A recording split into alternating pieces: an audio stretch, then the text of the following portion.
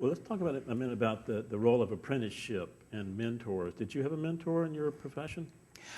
Yes, not in a hugely active sense, but in a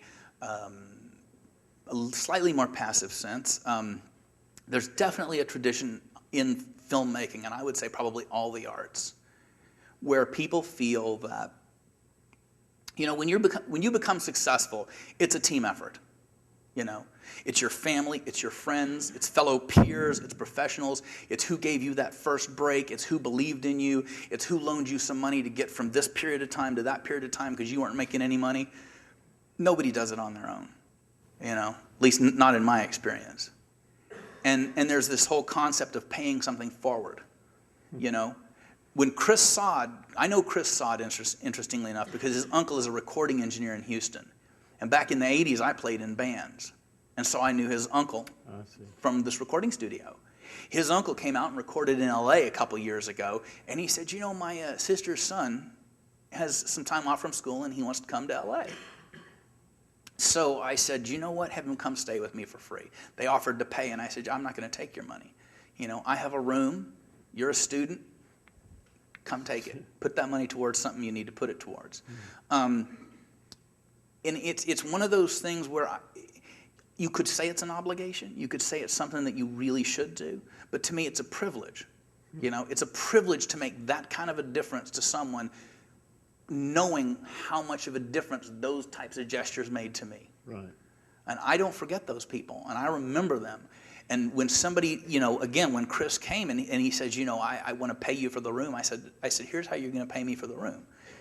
When you're in a position to return this favor to some young person, you know, after you've established yourself in your career, that's when you pay me back. That's how it works. That's how it works. You still got that extra bed? I do. Hey. I get you a stream of visitors. Well, I tell you, no, I'll tell you what, I keep my figurative door open. If any of you guys want to email me, you know, feel free. You can look me up on the internet. But I don't have a hesitation putting those invitations out for a couple of reasons. One is I'm always surprised at how few people take me up on it. That's true. I was brought in to finish off a cinematography class at Columbia College about 10 years ago. Right. And these were people who were just on fire to shoot something.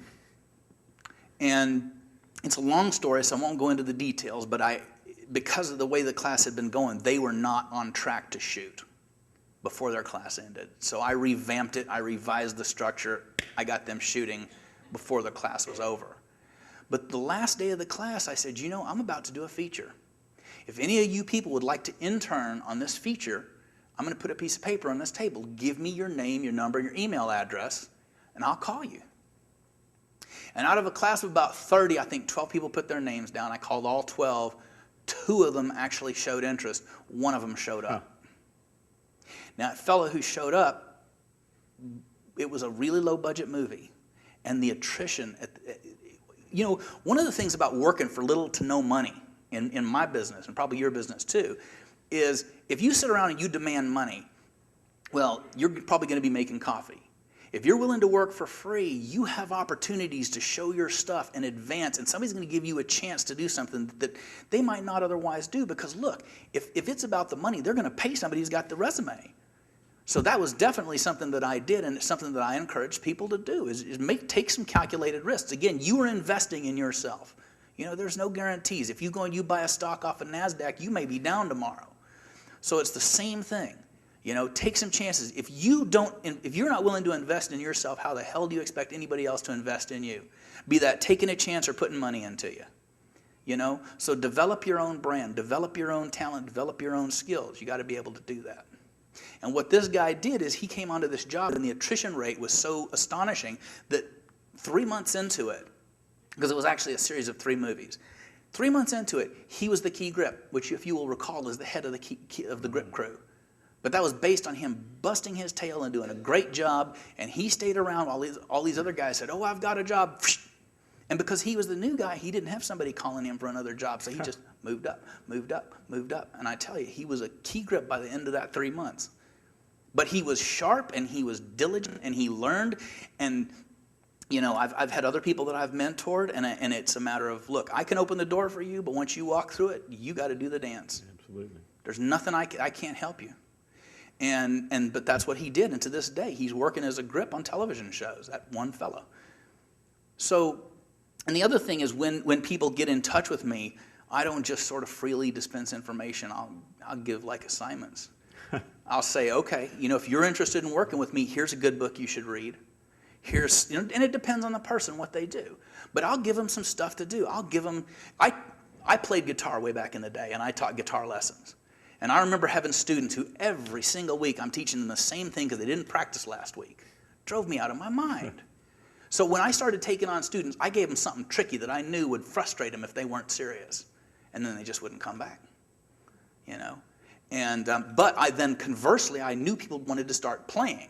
So I'd give them something tricky. They had to get over that hill, but then I'd teach them a song as quickly as possible, you know, to give them something to chew on. And I think that those things are important, because if I just keep throwing up obstacles and I keep giving them scales and I keep saying, you know, do these scales and learn these chords and do this arpeggio, and, you know, they're not playing something that's, you know, that they recognize, I think it becomes frustrating.